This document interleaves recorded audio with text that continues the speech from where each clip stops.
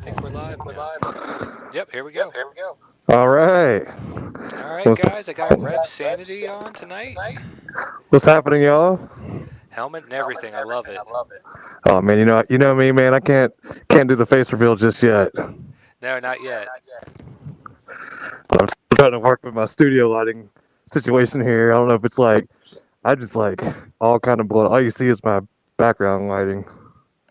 In fact, let me slam my MacBook down. There we go. All right, that's fine. All right. So you've been doing moto vlogs and videos for about 8 months now. Really, I started back in 2016. Um, I had a, I was living in Monterey, California at the time, and I bought my first road bike. I've been riding since I was, gosh, 9 or 10 years old. Dirt bikes, just a little Alabama boy, growing up in the backwoods. And my dad was like, "Hey, man, we're gonna get you a dirt bike," and I'm like, "Finally!" And so I did that. Got my first road bike, like I said, when I was in California. It was an FC09, 2015. And I honestly, like, I grew up with my dad riding Yamaha bikes, and I knew I didn't want to cruiser at the time. I was like, no, I want me like a sport bike, but I don't want to like just be in a tuck position all day. So I saw the FZ09, did some reviews on it, and I'm like, dude, that's a bad bike. And then, of course, I bought it, put a M4 exhaust on it with Power Commander and a little windshield, but that was about it, really. And then, and I had a GoPro laying around, so I was like, I'm not using this. Let me slap it on my helmet. And I started watching Motonosity, if you ever heard of him. Yeah. And yeah, so him back in the OG days, Yami Noob. Oh gosh, Chase on Two Wheels. Chase on Two Wheels came on later, but Jake the Garden Snake. I used to watch a lot of Jake the Garden Snake, and so I was like, I think I could probably do something like this. And I was living in the most beautiful area that I've ever lived in my entire life, so I did it, and I was like, I was working, I was going to school full time too at the time, and so I didn't really have a lot of effort to really kind of put forth the effort that I'm putting into it now. You know what I mean? And so I sold the bike, kind of put it down for a little bit, and then actually I didn't ride a bike for like years. And then last September is when I bought my Harley, and then I started watching Blockhead and Shade Tree, and because I was really trying to find what Harley I wanted, right? And so I started watching some of those guys who actually rode Harleys, and I'm like, there was a moto vlog like community with cruisers and stuff, and that was along the same kind of lines as I was watching before, and so went down to the Harley dealership really to set my wife up for the MSF course. And then I was like, well, I don't even want a Harley, but let me just look and see what you got over here. And then they took me out on the Sportster, and I thought I wanted the Sportster, but then I realized that like I was sitting here riding like this, because Yeah. I got longer legs, and I saw the breakout, and I was like, dude, what bike is that? Because it had like the big Carlinis on it and everything. And he's like, oh, dude, that's a breakout. We should go test ride that. And then so I got on it, and the amount of torque, I just remember throwing me back in the seat, and I'm like, oh my god, I didn't know that was what this was capable of.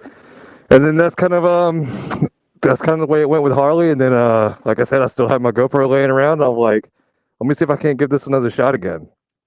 So that was back in I guess I started it back up in like what, October or so last year. And then ever since then, it's just been like hitting the ground running. You know what I mean?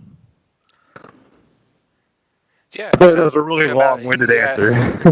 Yeah, yeah. I'm looking. It's like so you did do some videos about 4 years ago for a little bit, took a break, hiatus, and then like you said, for 8 months. So what's your favorite video that you've done over the last 8 months? Oh man, I don't know. I think to date, probably. Oh man, that's a good question. I gotta say, man, that Ducati. I don't know if you watched that one, but the video I just put out last week of the I Ducati. did. Yeah, that was a mean machine. And also, I kind of started working with some new camera gear that I actually, for funny story, for those of you who don't know, I only do all my video stuff from my iPhone and my GoPros. And so I picked up some more lenses and everything. So that was the first time I got to really check out how to work with my lenses and everything for the B-roll for the Ducati. And I think that was kind of what added some of that fun. And also did the same thing for the Chief Bobber Dark Horse video. So I think those two right now are probably my favorite, just because I put so much more time into thinking about the idea of how to produce the B-roll. And I think, and if I saw it right in one of your Instagram stories, you're using the DJI Osmo for that? Yep, yep. I got I actually got it on the Osmo right now, and I'm actually gonna. I was thinking about that earlier today, actually, kind of doing a video of kind of like all my gear that I have. And so I got some stuff from Sandmark. I got they're a company that produces lenses and everything. Actually, I may have. Where's my book bag? Bag's over here. My little camera gear bag. So in here I got my phone and I got some batteries, but where's that thing at? All right, yeah. So here's my lenses, my Sandmark lenses. I use these for photography too. I do a lot of iPhone photography. Pretty much every. There's only a couple pictures that are on my timeline that are with a Nikon, but everything else is with my iPhone. But these are ND filters for your iPhone, and what ND filters are is they're kind of like sunglasses for your iPhone lenses. And I'll go into more detail with that whenever I actually make the video. But this right here is bread and butter. This is an anamorphic lens. Let me Okay. take it out. This little thing right here. So if you notice, like all my B-roll stuff has got those black bars on the top and bottom. Now you can actually do that post process, but whenever you have a lens like this, if you ever watch like let's say Star Wars or any of the other movies that are out right now, like you'll see like a lens flare, like some light or something from an external source, and it kind of creates like a beam. Who's that? Road Rash. All right, but anyway, so that's what that lens right there does. It'll let a stream of light come in, and you'll see like a horizontal light bar that comes across, and then you actually saw my Ducati video on the last shot before I started talking. There's like a little bit of sunlight that kind of comes off and creates like a blue haze. It's actually really cool.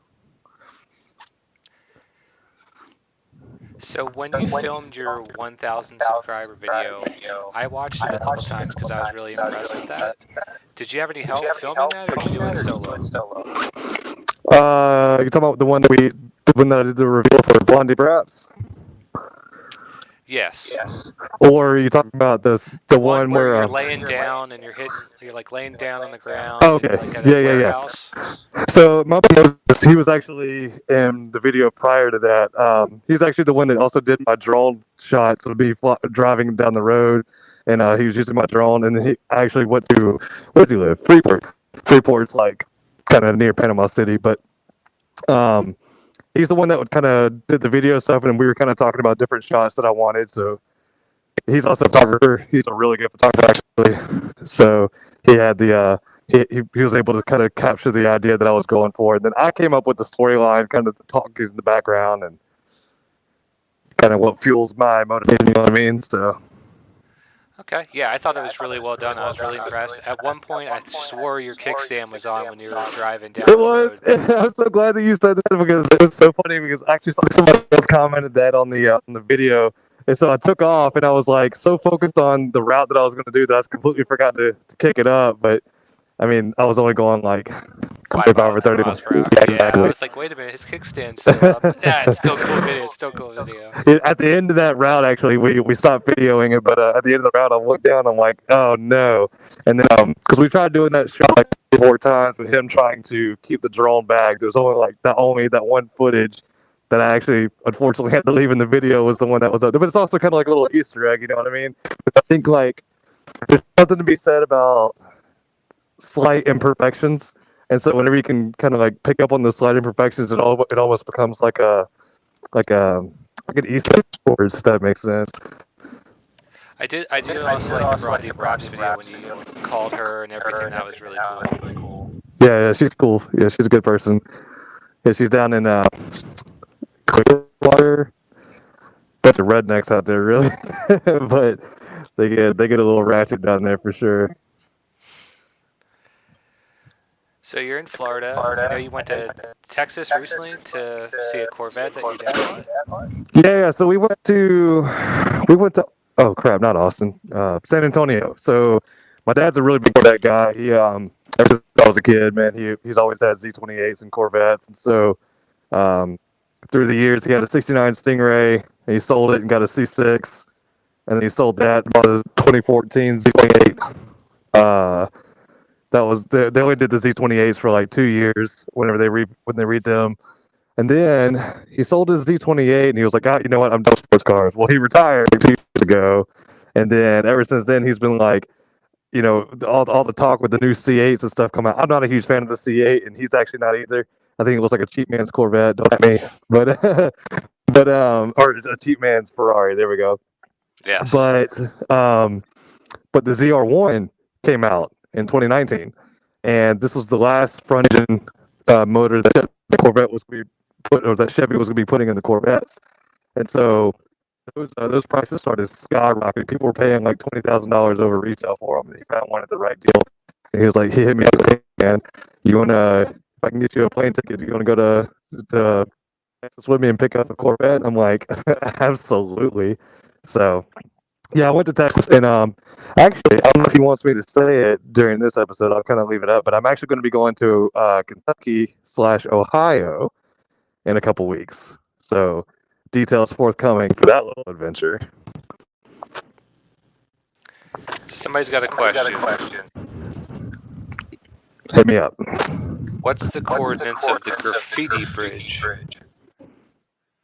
The coordinates of the graffiti bridge was like 30 degrees north and 47.68 degrees east. No, I'm just kidding. I don't know. It's a graffiti bridge, and it's in Pensacola, and it's right as you're coming over. So, like when you're going towards, so I'm in Fort Walton Beach. So if you're going east, right? No, west. If you're going west, yeah, that's west. Okay. So if you're going west, like 60 miles for about 45 miles, you'll cross this bridge, and then right as you cross over the bridge, you turn right, and it's like right to get into Pensacola, and it's like right there. They got graffiti all up and down the. They got graffiti all up and down the. It's actually a railroad where that bridge is, and they got graffiti that goes all the way down that road, or all the way down that railroad either. So I don't know the coordinates. If Google Earth it, I'm sure that you could find those exact coordinates. Do you have any? So I've seen you do 2 different Indian reviews lately. You did the Lowrider S as well. Mm-hmm. Anything else coming in the works that you might be able to share? I got something coming tomorrow. The dealership that I work with over here, they hit me up today and were like, "Hey man, we got something we got something you want to see." And I'm like, "Tell me what it is." And they were like, "We got this bike." And I'm like, "Oh, finally!" I'm like, go in there and do it. It is a 2021, and it is much anticipated. So there's only 2 models that are like really anticipated. So I'll let you guys' imagination run with that one. Can't be the Sportster S. It's too soon. I don't know. Could be. Maybe. So what's your opinion on the Sportster S? You got me first. So I absolutely love it. I know there's a lot of people that hate it because of the exhaust on the side, but I don't know, man. Like the was it not the 48? The Roadster. It's basically a beefed up Roadster in my opinion. But it almost looks like the V Rod and the Roadster kind of like had a child, and obviously without the massive big wheel on the back. But I don't know, man. I'm like, that's a huge first step. I was really excited for the Bronx before they nixed it, but I think that the Sportster S is going to have, I think did it also have the 1250 in it? I don't remember.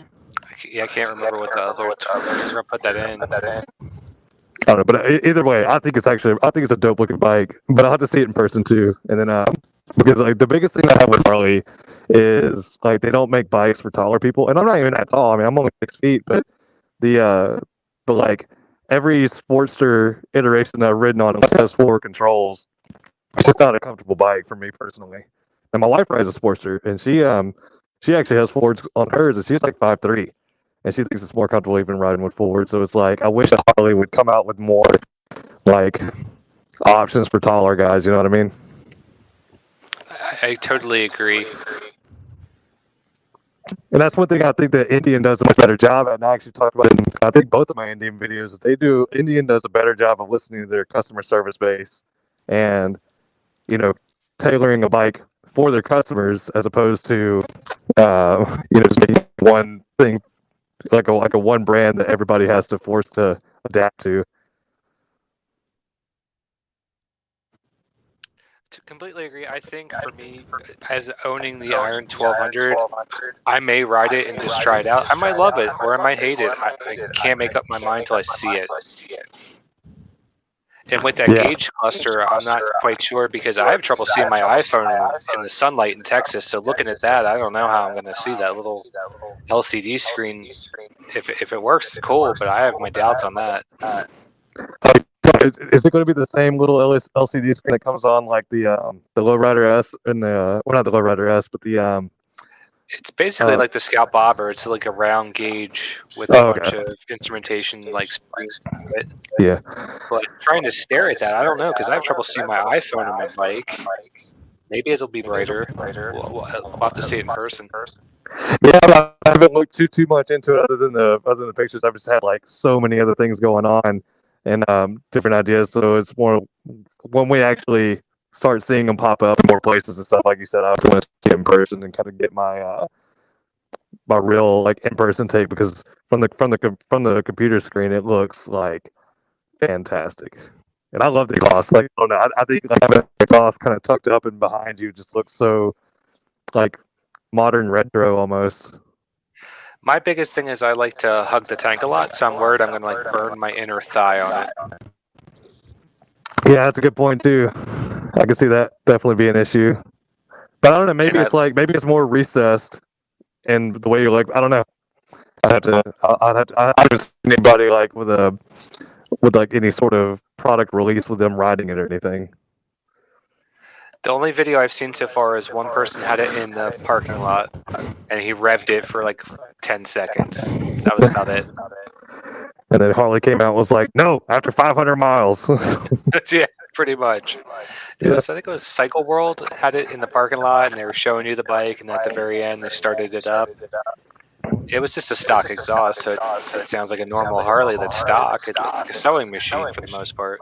Yeah. I'm sure they'll come out with like dealer versions, or whatever, where they'll slap on like some Two Brothers or something. Probably, I'm interested in the aftermarket for it. There looks like there's no storage whatsoever on that bike. I don't know how they're going to do it. Maybe a little tank bag on the back or something. Yeah, I don't see it being like a touring bike by any means. So it's gonna be kind of more of like a run around town and just a fun little bike more than like a long haul bike. You know what I mean? I think it's the Bronx replacement. They couldn't come up with the funding for that, so we have the Pan America coming out. Let's make the Sportster and just see what happens. Mm-hmm. I was just glad to see the Sportster get like a proper facelift. So that gives. It's true. Yeah, it needed a facelift. It's been the same thing since the 80s for the most part. They've made some changes, different models throughout that lifespan. So it's kind of cool to see it. And it looks like they're taking a shot at Indian in my book. They need to freaking come out with a proper air-cooled engine too while they're at it. Yeah, in Texas, I could tell you I'm a little. It runs a lot, really hot for me. Mm-hmm. And then now, yeah, the temperature's climbing. I haven't ridden my bike. Well, it's raining like almost every single day for like 5 weeks. But I mean, even now, I think we're supposed to get up in the hundreds next week. I think like the heat index is supposed to climb to like 106 here. So it is miserable riding season right now. Yeah, it's not the best weather. It's actually been quite cooler this year than normal, so it kind of worked out in my favor, so I can make more videos and I'm not like drenched in sweat. Yeah. I just rode without a jacket for the first time like ever, and I preached like safety, but I was like, dude, I don't know, man, 'cause I had to shed my leather jacket, and because like here, I don't know if you're familiar with Highway 98, but Highway 98 goes from like South Florida all the way, it may even go to Houston, but tourism here this year has been an absolute nightmare. Like we have, uh, like I mean, I'm also in between like three military bases. So, but between people getting off of work and then all the tourism, like it took me, I was in Destin today and it took me about an hour to get like 10 miles. And it's just, I'm so sorry. Everybody, we're having the same problem as we can't go out working. And I just posted a thing on my story today that Whataburger's hiring for $16 an hour right now. And Yeah. And they still can't just, fill it. I've had the same problem. I live next to an army base as well, and we don't have the traffic issues that you do. Nobody wants to visit this side of Texas. So, but I can imagine. I went to Florida in March when things started opening up, like Universal Studios, and it was cool because there was nobody there. And now it's looks like crazy. oh yeah, yeah, it's bad. Well, let's be honest, we're never really shut down. No, no, no. Neither did Texas for the most part. Yeah. All right. Does anybody have any questions in the chat?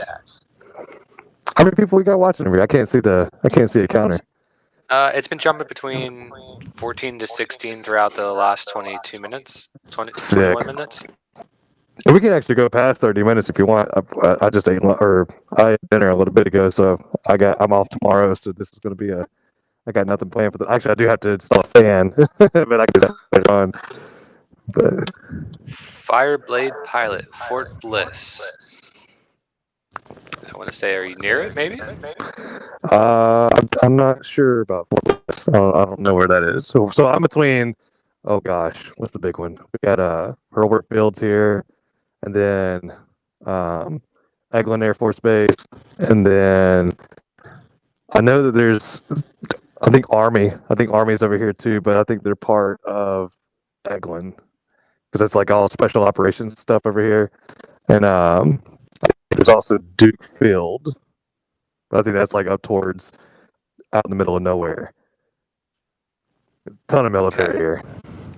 Yeah, I was out riding the other day by Fort Hood because that's where I live, and I saw a bunch of new tanks come down the railroad, and I was like, oh, if I could only get a video of that real quick. I tried to pull over as quick as I could, and I couldn't grab it. So I live right next to, well, I say right next to, about 6 miles down the road is Hurlburt Field, and then they actually do like, they got like, what's the really big airplane? C-130s, there you go. They got C-130s that fly over here, and they're doing like bomb targets and stuff. So there's like a bomb range like 10 miles back behind our house, and you can hear them till about 10 o'clock at night, just blowing everything up, man. And we've had guests stay with us, and they're like, we thought we heard somebody knocking, and I'm like, oh no, they're just bombing stuff back there. You're fine. But it's crazy because like you're driving down like Highway 98 and just see like a massive freaking airplane just come across the road, and you're like, oh my god, how in the world did they get that in the air? I don't have that. I get tank artillery, so they'll fire it at for like 9:30 at night, and I can feel it in my house, even though I'm like 25 miles from the base. Oh jeez. Just be sitting there and going boof. So, okay, 5 people have asked, are you ever going to reveal your face? Okay, so let's talk about this a little bit. First of all, I get a lot of people that hit me up on Instagram, and they're like, and I understand what they mean, but me,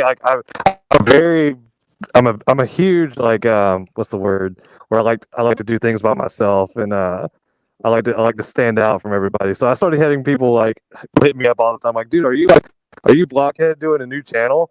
Or you seem a lot like Blockhead. Are y'all the same person? I'm like, dude. First of all, I've been wearing a gold visor on my helmet since I started my channel. And originally back then, I only had one GoPro, so you couldn't really see it. But I wore a show. I had an RF 1200. I had the gold visor, and the only thing I didn't have was the Revsanity thing. And I mean, I did kind of low key that from him, but he's not the only one that does it. Motornosity does it, and everybody else. But really, I just wanted that so like people would recognize me in town, right? And also I have like black and gold on my bike, and yeah, we both ride Harleys, and yeah, but we both don't show our face. And so for me personally, as a creator, like I don't want to live in somebody's shadow, right? And I get tired, sick and tired. And I know people mean it as a compliment, but I get kind of tired of like, oh man, you're like Blockhead. I'm like, dude, I know we both live in Florida too, but and also like he lives in Orlando. I'm in, like I said, Fort One Beach. That's like 8 hours difference and stuff. But for me, it was more for me like not showing my face is. I told you this on Instagram too that I want my work and professional life to be totally separate from Revsanity. So who I am as a person versus Revsanity, we're the same person, but I wanted my art and my creativity to express who the face and who the name is behind Revsanity. With that said, though, I have taken into consideration because I have some other projects lined up, and I'll get into this a little bit later too. But the projects that I'm wanting to do is it's really hard not to show my face, and so I am going to be doing a face reveal at 5,000 subscribers. So once I hit that 5,000 subscriber mark, then I'm going to kind of start really opening the channel up to a lot of other creative stuff that I have lined up and more videography stuff. So yes, I will be showing my face, however long it takes me to get 5,000 subscribers. So y'all spread the word. Definitely will. There was another guy that I watched. His name's Bolt Bucket. He did a face reveal video where you'll have to watch it. I won't ruin it for you, but it was really good. It was really well done. hmm Yeah, Road Rash is the same way. I don't think I've ever seen his face. It's usually when he's in a chat, it's like a flaming skull talking. Yeah. So like part of my thing too is like yes, this is mainly my channel is mainly geared towards motorcycle content, right? 'Cause that's what I've branded the channel about. But um, I took a month off last month. I've been kind of like working through some personal goals in my life and like some personal reflection and stuff. So I'm like in this weird process of growing and everything. But the channel is it's going to be changing a little bit, not rebranding, like not at all, but it's going to be along with the bike reviews. The bike reviews they get a lot of good views and stuff like that. So a lot of people that are really interested in whatever bike. So that's always going to be there. But I'm also going to be diving a lot more into like cinematography and like storytelling and some of it, most of it's going to be from a motorcycle, and a lot of some of it won't be. And so it's going to be kind of like I'm going to be working with some people that I'm going to be working with who are also photographers and everything to try to, try to make this a more professional channel, so to speak. Actually, I get a lot of inspiration from Chase on Two Wheels in that Okay. regard. Yeah, Chase on Two Wheels. His I really in Motonosity still like I don't watch. I honestly don't watch a whole lot of YouTube moto vloggers right now as it is. Like most of the people I watch are photographers like Peter Cannon, Chris Howell, North Borders.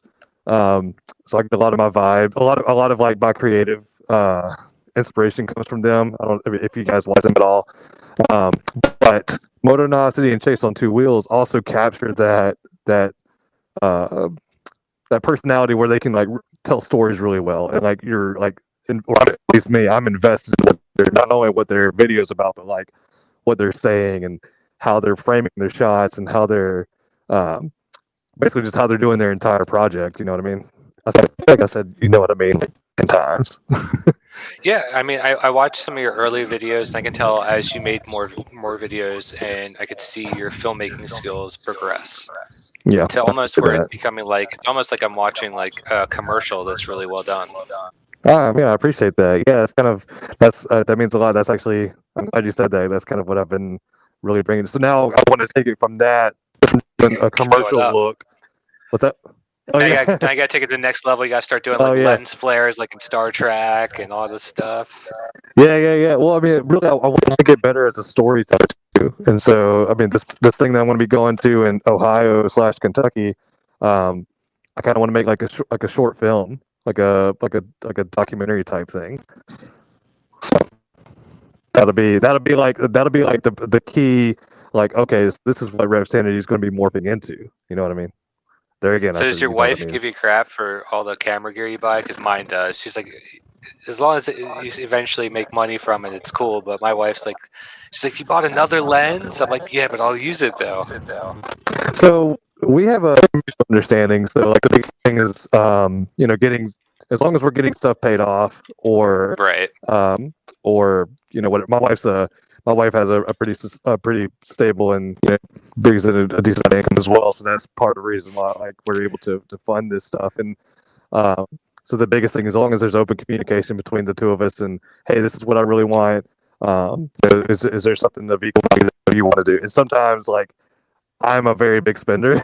Like I'm the problem spender in our relationship, so I have to take it back. Like she's been wanting a new fan, And so I was like, all right, so what if I go get some studio lighting today, and then like I'll buy you a fan too. I'll buy us a fan and I'll install it. So, and she wants to have some new living room furniture. So really, it's just a give and take. So like if as long as we're open about what we want and what we're, you know, what we want to spend money on, whether it's investing or whether it's buying stuff for our hobbies. So no, it's she doesn't get crap. She only gives me crap if I go behind her back and do something. Because sometimes I'm like, it's easier to ask for forgiveness than permission because I know she's going to be like, oh, I think we should save. Yeah, like I'm in the same conundrum. Like I have a really old Nikon that my dad had. It's still relevant today for the most of it. And my wife's like, I was like, I want to go buy a new camera. She's like, well, you have this thing. So I asked my friend that I had on for another live, Ricky Bobber. He's like, get this lens. This will do you good. So my wife's like, you can buy the lens, but when the camera finally dies, then you can upgrade. So I was like, that's a trade-off. I was like, a $200 lens, well, $250 with tax because the tax is in Texas, but versus I can go with that. That's fine. That's a good even playing field. What kind of camera are you looking at? Well, the one I have is a Nikon D40 from 2007. Okay, I But have a today, D90. yeah, even today, by today's standards, it's not that great. But if you It's can do the right obsolete. angles, you can still make good content for Instagram at least. Oh yeah, so the picture that I have on my timeline with the ZR1, which is like I got down, I was in the passenger seat, and I got like the picture of the wing in the rearview mirror or the side mirror. That was from a Nikon D90, and like it's. And I was watching North Borders actually. It was like the best camera that you have is the one that's always on you, right? And most of the time we always have our phones, and phone photography now is like so much more capable than it was, 5 years ago even. So like I said, even with all the stuff that I shoot, like with my B-roll and everything, that's all from an iPhone 12 Pro Max. And well, what was an iPhone 10, and I just got the 12 Pro Max about a month ago. But um, all that was the point. The point is, iPhone. I mean, your phone photography is. I mean, is Can be good. limitless. Yeah, but So there are. do you use the Go ahead. native iPhone? Do you use the native iPhone app, or do you have Filmic Pro? So I use Filmic Pro for my video stuff, and then for my photography stuff, now the iPhone 12 Pro is shooting RAW. So um, I've been experimenting with that a little bit, and that makes edits through Lightroom a lot easier. It's a lot more responsive to color correction than the previous iPhones. Yeah, I like that the iPhone 12 and the DJI Osmo can work coincide. I also like that it can track me to a point. It's not perfect, but if you get it right, the motion tracking, if you're like in the garage or something, or if you're doing by yourself on the motorcycle, it's pretty good at getting footage. I don't know if you Yeah. tried it yet. So yeah, you're talking about for the DJI Mimo app, right?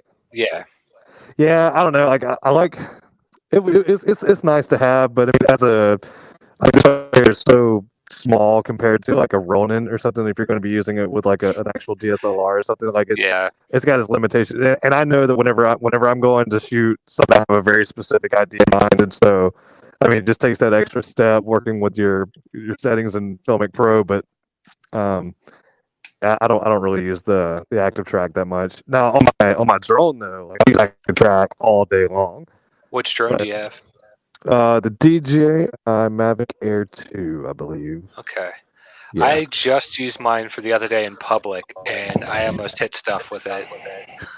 Yeah, yeah. So I've already replaced this one once. So Okay. I was doing a video for Bruce, the guy who does the custom paint jobs, and I was trying to do like a little video for him, and I just slammed it. I wasn't paying attention. I thought the sensors were going to pick it up, but I just slammed it into the side of a video or a side of a building, and it like flipped upside down and like went into the ground. It was spinning everything up, and then part of the part of the like the little sensors right here where the actual motors are that broke off, and then cause, and then I replaced it. I think the replacement plan, I think I only paid like $60 to get a brand new one. Yeah, I bought the plan. I told my wife when I bought it, she's like, "Get the replacement plan because you're gonna wreck this thing. I know it." And I was like, Oh "Yeah, yeah, I'll get it. I'll get it." oh yeah, 100%. Yeah, highly. If you're going to get anything that's like $1,000 or more like that, I think I got the Fly More package, so it was like 1,300, I think. Yeah, I just have the Mavic Mini 2, so I didn't even go with your level yet. I wanted to get Oh, it's comfortable just flying a drone in person. oh yeah, yeah. Back when I was in California, I had the GoPro drone, the Karma, and then when I moved here, I broke it out and I was like, I was going to try to get. And the other thing was massive. It was like the Phantom, like it was huge. Yeah, And then, but because of the fact that I'm like, my property backs right up to the edge of Hurlburt, where they do the bomb stuff. Like I couldn't even, it wouldn't even let me take off. Like I was holding the launch button, but it wouldn't let me take off. So the DJI. I mean, you can. I'm not advocating doing illegal, but you could definitely. The barrier is a little bit easier to get around. I'll say it that way. yeah. I live by Fort Hood. I know the little check. Yep, we're good. Oh yeah, yeah. I have the license. Yeah. Well, I'm actually working towards mine. I started studying, and then when we got to the meteorology report section on the study book, I was like, I need a break. This is a little too much for me. Oh yeah, that's a lot. Yeah, I've had two friends take it. They both passed, and they told me just study and then just show up and just go with your instincts. Yeah, yeah. But That's on that's for on the that's on the 125 list. bucks, yeah, it's on the list. Yeah, I think once your channel grows, you probably want to get it just so the FAA doesn't be like, Oh hey. yeah, trying to keep my ass covered for sure. Oh yeah. Well, I'm more worried that I'm gonna fly it into like there's a predator drone at this base. I'm like, I don't, that would be my little Oh, drone, and then the predator. oh yeah. Or you get shot down or something. That could happen too. Absolutely. Can the government even do that? Like, are they allowed to like fire on? Like, I don't know. They would I'm probably not gonna trace it find out. somehow. Tune in next week. All right. Karma versus Predator drone. Yeah, I thought about getting the GoPro drone, but I'm like, it's so outdated now. There's no Oh, point. it's so don't even think about wasting your money. I sold it on Facebook Marketplace for somebody who lived like out in the middle of nowhere, and I'm like, all right, you have fun with it. Get it out of my hands. All right, let's see. I think I saw one more question. Where is it? If you asked a question, there's so much in the chat. Can you redo it again? Let's see. Wow. Let's see. Wow, you guys have been chatting up a storm. Oh, wait a minute.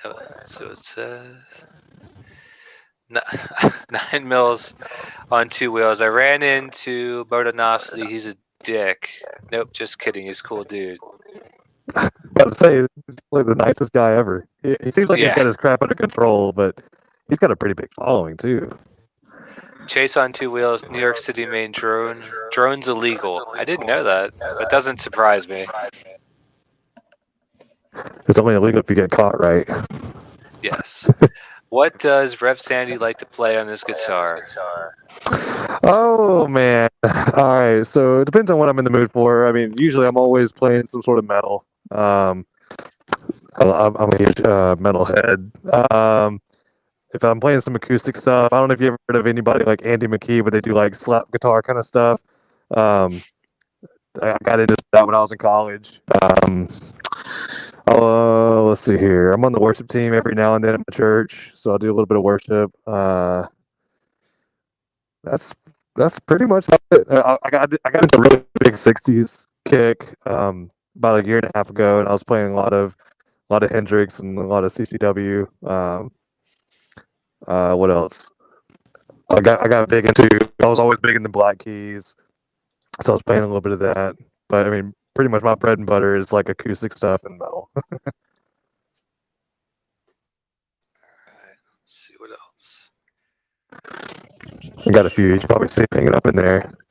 There's Yeah, people were my. asking about your guitars. So Oh yeah, yeah. which one's your favorite out of Oh, my all? favorite one is this bad boy right over here. This is a Jackson, made in USA, Misha Mansour HT6, and this right here. So my favorite band is Periphery, or one of my favorite bands, but I don't know if you can see it with the studio light back there, but there we go. It's got like this blue, and it's got Yeah. like just maple that goes around around the edge of the body. Ebony fretboard. It's got oh crap, what's pickups? Um, Holy crap, I forgot. Bare knuckle, yeah, bare knuckle pickups. There we go. That are those are pretty high end. I got them in my 7 string over here too. But that's my favorite one by far. That was that was not cheap. It's also my most expensive guitar. So So somebody said, so I don't have guitars. So you have a EVH guitar amp? I do. Yes, it's an Eddie Van Halen 5150. It's the Fender version, so it's not like the old school one, but pretty much it was modeled after um, Eddie Van Halen. Obviously, that was his amp that he put out. But so that and the 6505 Plus is a PD. Those are pretty modern metal high gain amps. So high gain meaning you can get a lot of sorry, I'm trying to get my thing set up here. But yeah, basically you can crank a lot of gain out of it and get a lot of good distortion. What's your favorite acoustic? I haven't really picked up an acoustic in a long time, but I always like Taylor's. My acoustic is it's an old Epiphone. That's my first guitar. I got it. My parents got it for me when I was 16. I just put up some curtains in here, so it's got freaking all over it. But yeah, that's a acoustic electric Epiphone PR5E. I don't even know.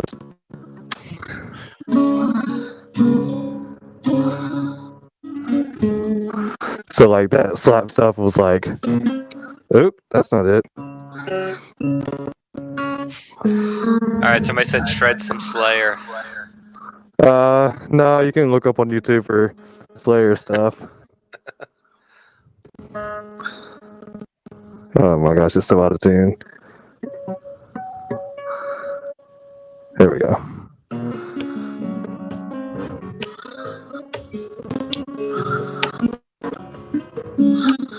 Yeah, there you go. That's the acoustic stuff that I was doing back in the day. Thank you. Wow. First time that I've done it with the helmet on, I could say that. Yeah, how hot is it in that? Does it breathe indoors? Yeah, well, I got it cracked a little bit right here, so and I got my AC going, and then my fan's on high. So there you go. All right, so we're getting about 3 minutes left in the live stream. Anybody got any last minute questions? Make sure you go subscribe to Revsanity's channel if you haven't already. Be sure to like this live stream. Oh, we can go longer than 5 minutes if you want to, man.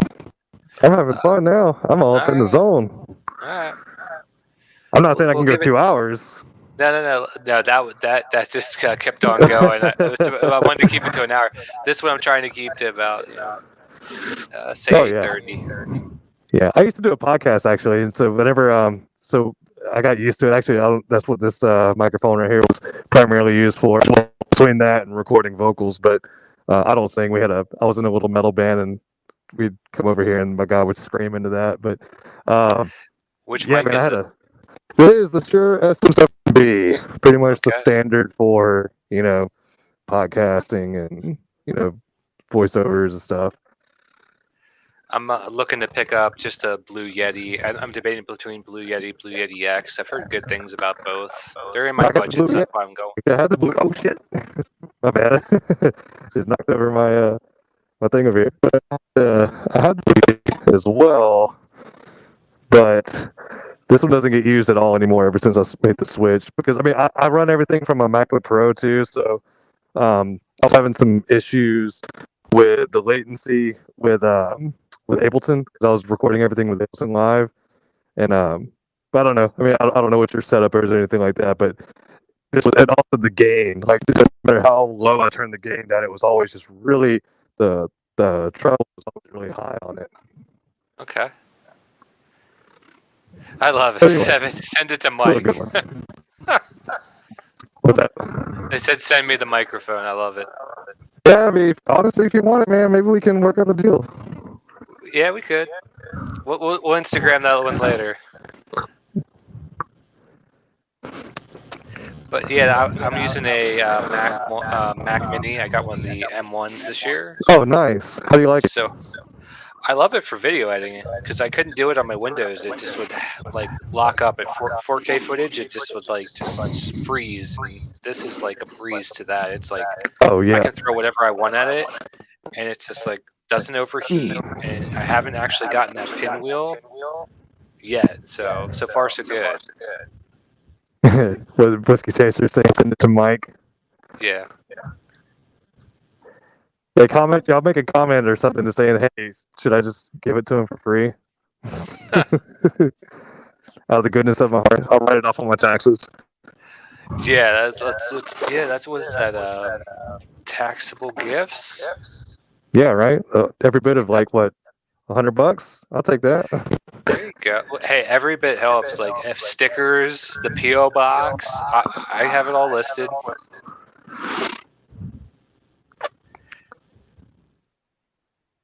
Trying to see if there's any other questions. Awkward So have you silence. tried the Taylor mini guitar? You broke up. Something about a tailor-made guitar. You tried the Taylor mini guitar? Yeah, actually I have. So my brother actually, he was actually learning guitar first, and then the guy that he was learning, the guy he was like from, actually gave him a mini Taylor to practice with, and then he wasn't doing anything with it. I kind of picked up everything, or I picked it up and was like trying to learn like little chords or whatever by ear, and then so I'm actually self-taught. Um, with my guitar stuff for the most part. I had like some basic lessons like what a G, C, and D chord was and like the names of the strings and whatnot. But anyway, point being, yes, I have played a mini Taylor and I loved it. Yeah, I Well think the made last time I guitars. picked up a guitar was 2002, and it was a cheap Fender Stratocaster, and I was trying to learn how to play Blink 182. There you go. Because it was that year it came out. Like, what's my age again? What's my age again? And I was like, I got a couple of the chords down, and I met a girl, and I put the guitar down, never touched it again. I don't have it no more. Oh yeah, it's not for everybody. It's I mean, I honestly I haven't really played like consistently in about probably 5 months, but really ever since I started the YouTube channel, I went to go scratch my head and I can't.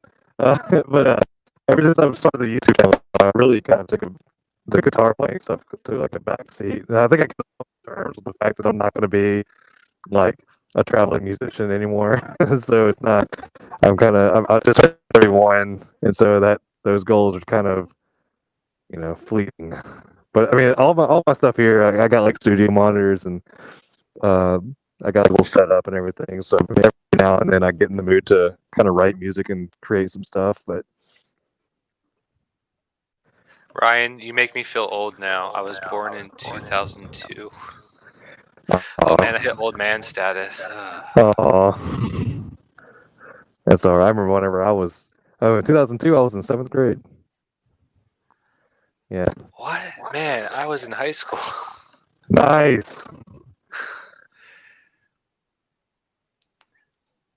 Yeah, everybody's like, wow, okay, yeah. So, if you haven't seen it yet, there's a guy that lives in Australia. His name's Iron Dundee, and he did a video on the sports dress. I need you to check it out. Tell me how you feel on Instagram, but it's hilarious because he feels kind of like you do about the whole, like Fat Bob and the Dinah had a baby. Yeah. I don't know, man. I'm really excited to see it. Me too. I hope it works out the way they wanted it to. Mm-hmm. Harley needs to. I don't know, man. There's just something that Harley needs to do. Like I don't know. I don't know what their goal is. Obviously, Indian is coming in full force with everything that they're wanting to do to drive home the fact that yeah, we can outrun Harley any day of the week. And I don't know what Harley wants. There's just something about Harley that they just want. It's like the old man is like so rooted into their quote heritage, and it's like they don't want to go away from that. Which I mean I get it, but I mean you can do stuff different because I'm tired of paying.